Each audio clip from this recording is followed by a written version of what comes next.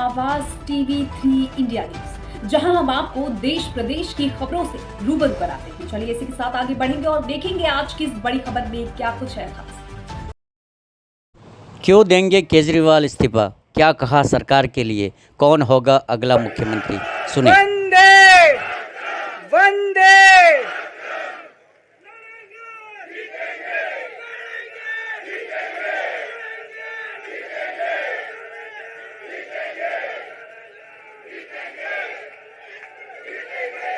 मंच पे बैठे हुए मेरे सभी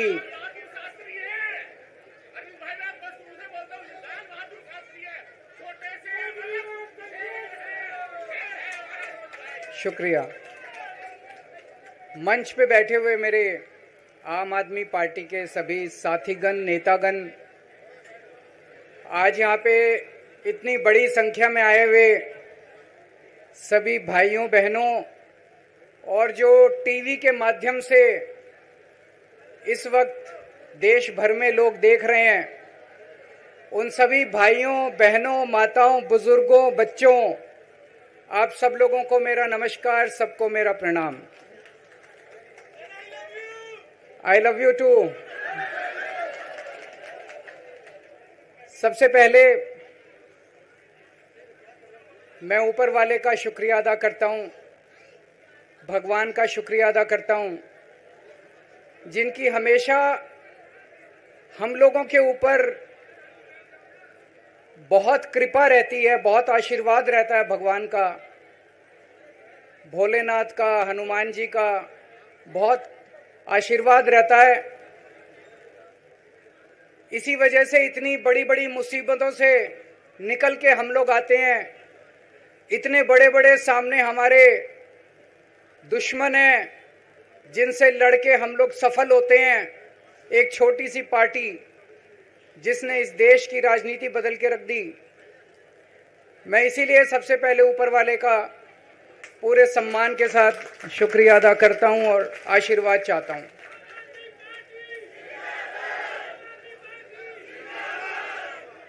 मैं उन लाखों लाखों लोगों का शुक्रिया अदा करता हूं जिन्होंने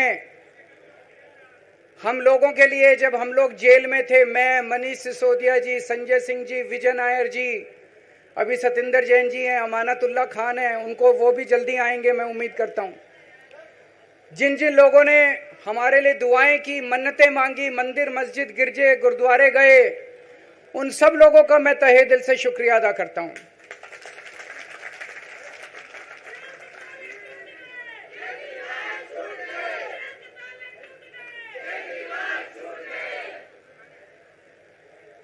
जेल में काफी वक्त मिला सोचने का, पढ़ने का, और कई किताबें पढ़ी, पॉलिटिकल किताबें पढ़ी, अपने स्वतंत्रता के आंदोलन की किताबें पढ़ी, गीता कई बार पढ़ी, रामायण पढ़ी, महाभारत पढ़ी। आज मैं अपने साथ एक किताब लेके आया हूं, ये भी मैंने कई बार पढ़ी, भगत सिंह की जेल डायरी। आप लोगों ने पढ़ी है? पढ़ना इसको जरूर, खरीद लेना, खरीद के इसको पढ़ना, भगत सिंह की जेल डायरी। जब भगत सिंह जेल में थे, आज से 90-95 साल पहले, उन्होंने जेल के अंदर अपने लेख लिखे थे, वो लेख इसमें हैं। और जेल के अंदर से उन्होंने बाहर कई लोगों को खत लिखे थे, उन्होंने अपने क्रांतिकारी साथियों को खत लिखे थे, उन्होंने देश के युवाओं के नाम खत लिखे थे। बलिदान से पहले साथियों को अंतिम पत्र 22 मार्च 1931, ये खत उन्होंने जेल से लिखा और उनके साथियों तक पहुंचाया अंग्रेजों ने। बटुकेश्वर दत्त की बहन प्रोमिला को पत्र, बचपन के दोस्त जयदेव गुप्ता को पत्र, वाइसरॉय को पत्र, ये सारे पत्र अंग्रेजों ने भगत सिंह के पहुंचाए। युवाओं के लिए जो पत्र लिखा, वो पत्र बकायदा युवाओं के एक सम्मेलन में पढ़ के सुनाया गया। भगत सिंह की शहादत के 95 साल बाद आजाद भारत के अंदर एक क्रांतिकारी मुख्यमंत्री जेल गया। मैं अभी जेल गया। मैंने जेल से एक ही पत्र लिखा था एलजी साहब को। 15 अगस्त था, देश का स्वाधीनता दिवस था। देश के आजादी के दिवस के ऊपर दिल्ली का मुख्यमंत्री दिल्ली सरकार की तरफ से झंडा फहराता है। मैंने एलजी साहब को 3 दिन पहले चिट्ठी लिखी, 15 अगस्त के 3 दिन पहले, कि एलजी साहब, मैं चूंकि जेल में हूं, मेरी जगह आतिशी जी को झंडा फहराने की इजाजत दी जाए। कुछ गलत तो नहीं लिखा? वो चिट्ठी मेरी एलजी साहब तक नहीं पहुंचाई गई, मुझे चिट्ठी वापस करी गई और मेरे को ये वार्निंग जारी की गई। ये वार्निंग भी लेके आया हूं, जिंदगी भर साथ रखूंगा ये मेरे को वार्निंग दी गई कि दूसरी बार अगर आपने एलजी साहब को चिट्ठी लिखने की हिम्मत करी तो आपके साथ जो फैमिली मुलाकात होती है हर हफ्ते, वो फैमिली मुलाकात बंद कर दी जाएगी। मैं मन में सोच रहा था, अंग्रेजों ने भी नहीं सोचा था कि आजाद भारत के अंदर 95 साल के बाद अंग्रेजों से ज्यादा क्रूर और अत्याचारी शासक इस देश के ऊपर आएगा। आपने सुना होगा बटुकेश्वर दत्त और भगत सिंह ने असेंबली में एक बम फेंका था, या सुना है सब लोगों ने? तो दोनों को जेल हुई, दोनों को एक ही जेल में रखा गया, बगल बगल वाली कोठरी में रखा गया। ये मैं चिट्ठी पढ़ के सुना रहा हूं आपको भगत सिंह की, जो उन्होंने प्रमिला को, बटुकेश्वर दत्त की बहन को लिखा। कल रात बट्टू को किसी दूसरी जेल में भेज दिया गया है, तब तक वो उनके साथ ही था भगत सिंह के। ये चिट्ठी 17 जुलाई 1930 की है। उनकी जुदाई मेरे लिए असहाय हो रही है। भगत सिंह लिख रहे हैं बटुकेश्वर दत्त की बहन को कि बटुकेश्वर दत्त की जुदाई मेरे लिए असहनीय हो रही है। आज पहला दिन है जब मैं अपने को पूरी तरह उद्विग्न पा रहा हूं और मेरे लिए हर मिनट एक बोझ बन गया है। एक मित्र से जुदा होना सचमुच सगे भाई से भी ज्यादा प्रिय थे मेरे को बटुकेश्वर। तो दोनों साथ रहते थे। 95 साल के बाद मनीष सिसोदिया और केजरीवाल एक ही केस में जेल जाते हैं। मनीष सिसोदिया को अलग जेल में रखते हैं, मेरे को अलग जेल में रखते हैं, साथ मिलने की इजाजत नहीं दी जाती। आजादी की लड़ाई जब हुई, जवाहरलाल नेहरू जेल गए, महात्मा गांधी जेल गए, बाबा साहब अंबेडकर जेल गए, चंद्रशेखर आजाद जेल गए, अशफाकुल्ला जेल गए, कितने स्वतंत्रता सेनानी जेल गए, कई कई सालों तक जेल गए।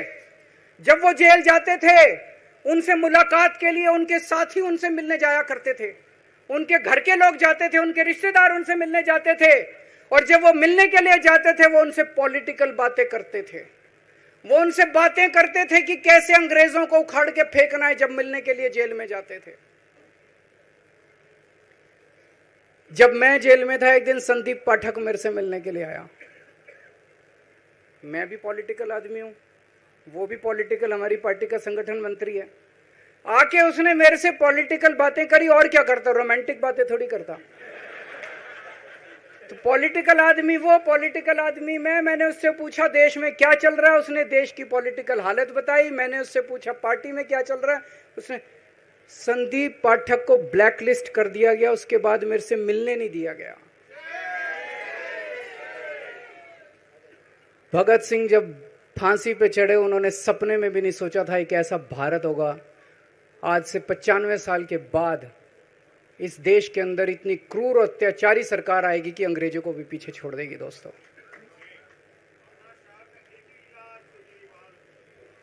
मुझे जेल क्यों भेजा इन लोगों ने?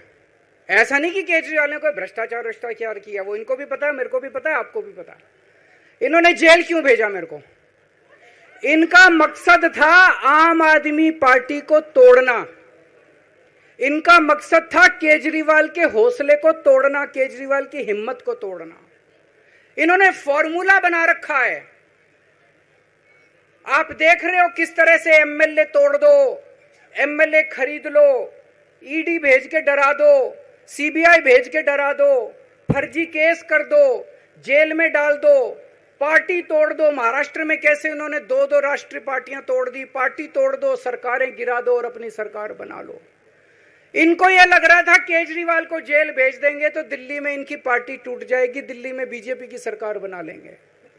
इनको लग रहा था पंजाब की सरकार तोड़ के पंजाब में हम अपनी सरकार बना लेंगे, इनके एमएलए तोड़ लेंगे। लेकिन हमारी पार्टी नहीं टूटी, हमारे एमएलए नहीं टूटे, हमारे एमएलए तो छोड़ो कार्यकर्ता भी नहीं टूटे। इनकी बड़ी बड़ी साजिशों के खिलाफ, बड़े बड़े षड्यंत्रों के खिलाफ केवल आम आदमी पार्टी में ताकत है जो आज इनका सामना कर रही है। इनको लगा केजरीवाल के हौसले तोड़ देंगे। आज मैं आपके सामने खड़ा हूं और मैं पूरे विश्वास के साथ कह रहा हूं कि जेल के इन 150-200 दिन जो मैं जेल में रहा, इन दिनों ने मेरे हौसले को और 100 गुना बढ़ा दिया है, कम करने की बजाय। ये लोग पूछते हैं कि केजरीवाल जब जेल में था इसने इस्तीफा क्यों दिया, क्यों नहीं दिया? जेल में से सीएम के पद से इस्तीफा क्यों नहीं दिया? मैंने इस्तीफा इसलिए नहीं दिया क्योंकि मैं देश के जनतंत्र को बचाना चाहता था। इन्हें जो इतने फॉर्मूले बना रखे हैं, एमएलए तोड़ दो, पार्टियां तोड़ दो, एमएलए खरीद लो, डरा दो, अब एक फॉर्मूला और इन्होंने नया बनाया है।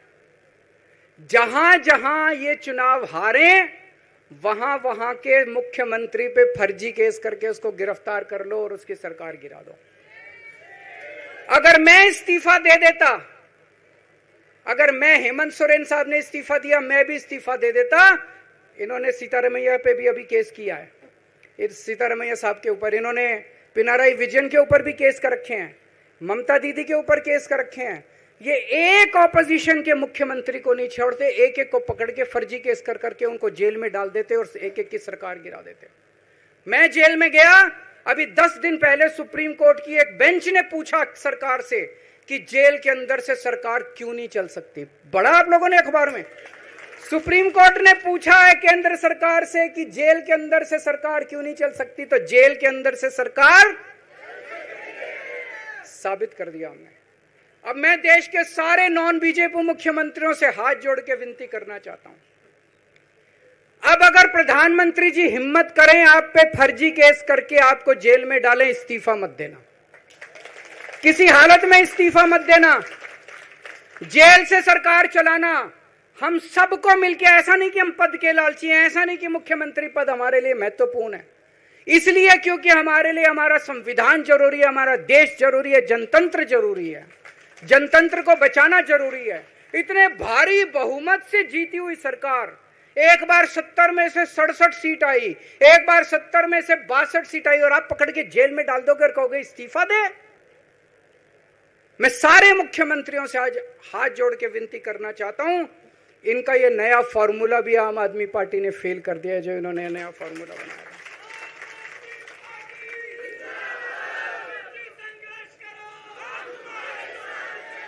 आज इनकी हर षड्यंत्र, हर साजिश से सामना करने की ताकत आम आदमी पार्टी में है। क्यों?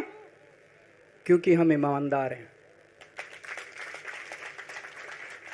दिल्ली में सरकारी स्कूल थे, गरीबों के बच्चे सरकारी स्कूल में पढ़ने जाया करते थे। सरकारी स्कूलों की हालत बहुत खराब थी, गरीबों के बच्चों का कोई भविष्य नहीं था। 16 लाख बच्चे दिल्ली के सरकारी स्कूलों में पढ़ते थे। टूटे फूटे टिन के स्कूल थे, डिब्बे थे, स्कूल क्या डिब्बे थे, कोई पढ़ाई नहीं होती थी, गरीबों के बच्चों का भविष्य खराब था। उन गरीबों के बच्चों को पिछले 10 साल के अंदर 18 लाख बच्चों को हमने सरकारी स्कूल अच्छे बना के भविष्य दिया है। हम ये कैसे कर पाए? हम ये कर पाए क्योंकि हम ईमानदार हैं। आज अगर किसी के घर में कोई बीमार हो जाए, प्राइवेट में ले जाओ, लाखों लाखों रुपए खर्च हो जाते हैं। अगर थोड़ी सी सीरियस बीमारी हो, छोटी सी बीमारी हो, 10-15 हजार रुपए कहीं नहीं गए, इन बड़े बड़े अस्पतालों में ले जाओ। दिल्ली के अंदर हर सरकारी अस्पताल को शानदार बनाया, नए नए सरकारी अस्पताल खोले, गली गली में मोहल्ला क्लिनिक खोला, लोगों की चाहे अमीर हो चाहे गरीब हो, सबका इलाज, सबकी दवाइयां, सबके टेस्ट, पूरा इलाज मुफ्त कर दिया। क्यों? क्योंकि हम ईमानदार हैं। आज दिल्ली की महिलाएं जब बस में सफर करती हैं, उनकी टिकट नहीं लगती। बाकी देश की सरकारें घाटे में चल रही हैं, दिल्ली की सरकार ये सब सुविधा देने के बावजूद फायदे में चल रही है। क्यों? क्योंकि हम ईमानदार हैं। आज दिल्ली के अंदर इतनी सुविधाएं, 24 घंटे बिजली आती है आज दिल्ली में, पहले 8-8 घंटे के पावर लगते थे। हम ये कर पाए क्योंकि हम ईमानदार हैं। आज दिल्ली के लोगों को फ्री बिजली मिल रही है, कैसे? क्योंकि हम ईमानदार हैं। आज दिल्ली में जगह जगह सीसीटीवी कैमरे लग गए, स्ट्रीट लाइट्स लग रही हैं, लोगों को तीर्थ यात्रा कराई जा रही है। इतने कच्ची कॉलोनियों के अंदर पिछले 75 साल में इतनी सड़कें और गलियां नहीं बनी जितनी पिछले 10 साल के अंदर हमने सड़कें और गलियां बना दी। 75 साल के अंदर दिल्ली में इतनी पानी की पाइपलाइन नहीं डली जितने पिछले 10 साल के अंदर पानी की पाइपलाइन डाल दी। कहां से आया पैसा? क्यों? क्योंकि हम ईमानदार हैं। ये हमारी ईमानदारी से डरते हैं, ये हमारी ईमानदारी से डरते हैं। ये बिजली फ्री नहीं कर सकते, क्यों? ये बेईमान है। ये स्कूल ठीक नहीं कर सकते, इनकी 30-30 साल से सरकारें चल रही हैं कई राज्यों के अंदर, 25-25 साल से, 15-15 साल से इनकी सरकारें चल रही हैं। ये स्कूल ठीक नहीं कर सकते, अस्पताल ठीक नहीं कर सकते, ये फ्री इलाज नहीं दे सकते, ये बिजली फ्री नहीं कर सकते, ये 24 घंटे बिजली नहीं कर सकते। क्यों? ये बेईमान, ये बेईमान है। आज इन्होंने ईडी छोड़ दी, इनकम टैक्स छोड़ दिया, दिल्ली पुलिस छोड़ दी, इतने केस कर दिया हमारे ऊपर, और हम डट के खड़े हैं इनके खिलाफ, इनका मुकाबला कर रहे हैं क्योंकि हम ईमानदार हैं। इसलिए ये मेरे को बेईमान साबित करना चाहते हैं, ये मेरे को बेईमान साबित करना चाहते हैं। मेरे ऊपर कीचड़ फेंक रहे हैं, मेरे ऊपर लांछन लगा रहे हैं, मुझे सुबह शाम गालियां देते हैं। लेकिन मेरे लिए बीजेपी इंपॉर्टेंट नहीं है, मेरे लिए आप लोग इंपॉर्टेंट हो। अगर देश की जनता, दिल्ली की जनता को लगता है केजरीवाल बेईमान है, मैं 1 मिनट के लिए सीएम की कुर्सी पे भी नहीं बैठूंगा। 1 मिनट के लिए मैं बैठने को तैयार नहीं। मैंने अपने जीवन में कुछ नहीं कमाया, मेरा बैंक अकाउंट खाली है, हमारी पार्टी का बैंक अकाउंट खाली है। मैंने जिंदगी में कुछ नहीं कमाया, अपनी इज्जत और अपनी ईमानदारी के सिवा मेरे पास कुछ नहीं आया। इनकम टैक्स में कमिश्नर की नौकरी करता था, 2000 में नौकरी छोड़ के सन 2000 से 2010 तक 10 साल मैंने दिल्ली की झुग्गियों के अंदर बिताए हैं। कुछ महीने दिल्ली की झुग्गियों में जाके रहा मैं, झुग्गी के अंदर, नंद नगरी, सुंदर नगरी की झुग्गियों के अंदर मैंने गली गली में खाक छानी है कि गरीब आदमी रहता कैसे, उसके घर का गुजारा कैसे चलता है। अगर पैसे कमाने हो तो इनकम टैक्स कमिश्नर की नौकरी बुरी नहीं थी। और जब मैंने नौकरी छोड़ी थी तब कोई पार्टी नहीं थी, कुछ नहीं थी। ऐसा नहीं था कि उस टाइम ये था मुख्यमंत्री बनने चला था या कोई पार्टी, कुछ नहीं था, कोई भविष्य नहीं था, केवल देश के लिए जुनून था कि देश के लिए कुछ करना है, देश के लिए कुछ करने हैं। 49 दिन की सरकार के बाद इस्तीफा दिया था, अपने असूलों के लिए इस्तीफा दिया था। किसी ने इस्तीफा मांगा नहीं था, अपने आप इस्तीफा दिया था। आज के तारीख में, आज के जमाने में कोई अपनी चपरासी की नौकरी नहीं छोड़ता। मैंने मुख्यमंत्री की कुर्सी छोड़ी थी, अपने आप छोड़ी थी। ना पद का लालच है, ना दौलत का लालच है, केवल देश के लिए कुछ करने का जुनून है, देश के लिए कुछ करने के लिए आए हैं।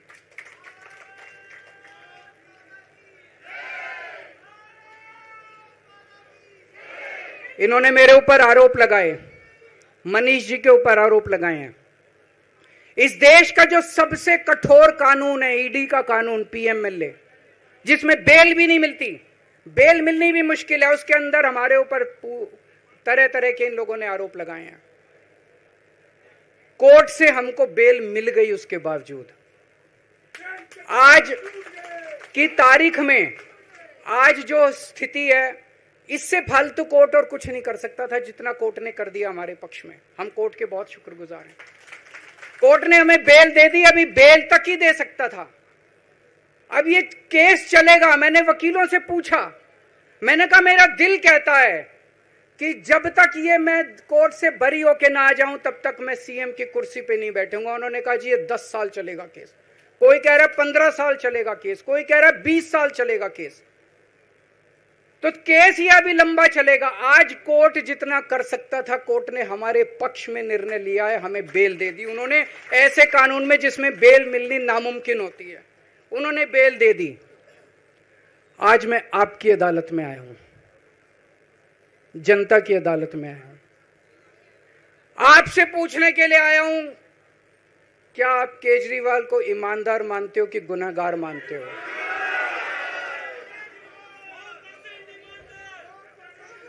मैं दिल्ली की जनता से पूछना चाहता हूं, मैं देश की जनता से पूछना चाहता हूं कि क्या केजरीवाल ईमानदार है कि गुनहगार है? दोस्तों, 2 दिन के बाद, आज से 2 दिन के बाद मैं सीएम की कुर्सी से इस्तीफा देने जा रहा हूं।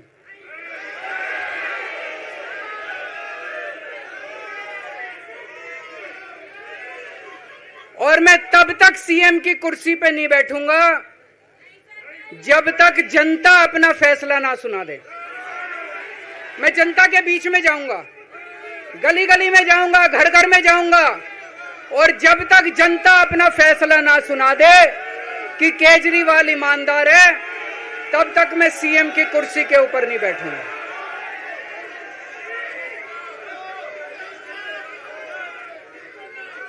आज से कुछ महीने बाद चुनाव है, दिल्ली के चुनाव है। मैं जनता को निवेदन करना चाहता हूं, अपील करना चाहता हूं, अगर आपको लगता है केजरीवाल ईमानदार है, मेरे पक्ष में वोट दे देना। अगर आपको लगता है केजरीवाल गुनहगार है, मेरे को वोट मत देना। आप अगर मेरे को, आपका एक एक वोट मेरी ईमानदारी का सर्टिफिकेट होगा। अगर आप मेरे को वोट देके जिताओगे और अगर आप कहोगे कि केजरीवाल ईमानदार है, तो चुनाव के बाद, उसके बाद जाके मैं सीएम की कुर्सी पे बैठूंगा। तब तक मैं सीएम की कुर्सी पे नहीं बैठूंगा।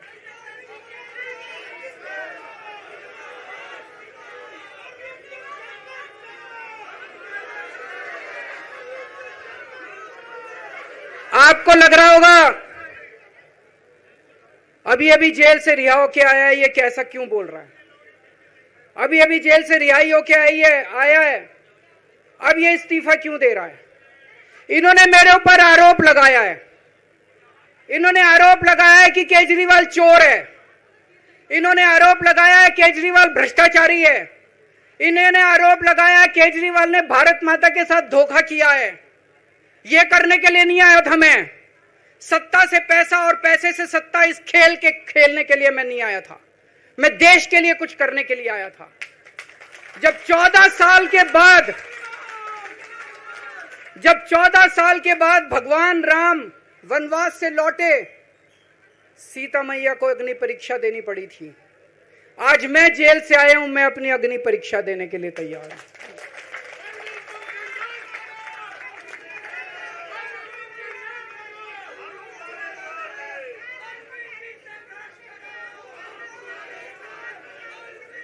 ये कुछ लोग बोल रहे हैं सुप्रीम कोर्ट ने कुछ कंडीशंस लगाई हैं, काम नहीं कर पाएंगे। पिछले 10 साल में इन लोगों ने कंडीशन लगाने में कोई कसर छोड़ी थी? एलजी साहब ने कंडीशन लगाने में कोई कसर छोड़ी थी? केंद्र सरकार ने 1 कानून, 2 कानून, 3 कानून, कानून पे कानून डाल के मेरी पावर छीन ली, पर आपके काम बंद नहीं होने दिए मैंने। ये कंडीशन हमारे लिए कोई वो नहीं रखती, कोई हमारे लिए अड़चन पैदा नहीं करती ये कंडीशन। इन कंडीशन को भी देख लेंगे, लेकिन मेरे लिए जो मायने रखता है वो है मैंने अपनी जिंदगी में ईमानदारी कमाई है। अगर आपको लगता है केजरीवाल ईमानदार है, जम के वोट दे देना मेरे पक्ष में। चुनाव के बाद सीएम की कुर्सी पे जाके बैठूंगा।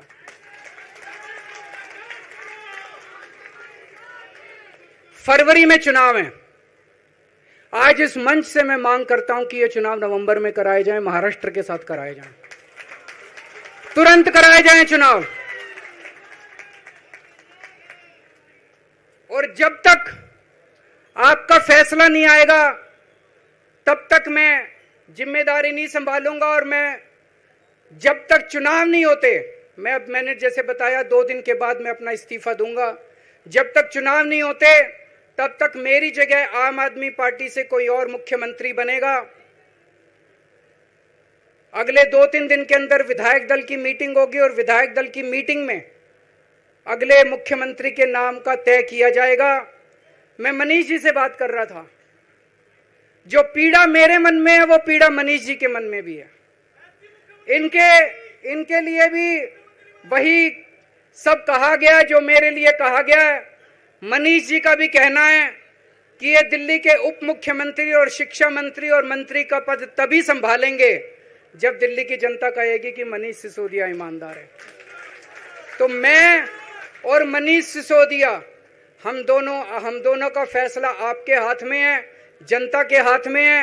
हम दोनों जनता की अदालत में जा रहे हैं, गली गली जाएंगे, जनता के बीच में जाएंगे और उनसे पूछेंगे, अगर जनता कहेगी ईमानदार है तो हम आके इसकी कुर्सी पे बैठेंगे। 2020 में आया था मैं, 2020 में मैंने कहा था, मैंने अगर काम किया हो तो मेरे को वोट देना और काम नहीं किया हो तो वोट मत देना। कहा था कि नहीं कहा था? आज मैं आपके बीच में आया हूं, मैं कह रहा हूं अगर मैं ईमानदार हूं तो वोट देना, अगर मैं बेईमान हूं तो वोट मत देना, बिल्कुल मत देना।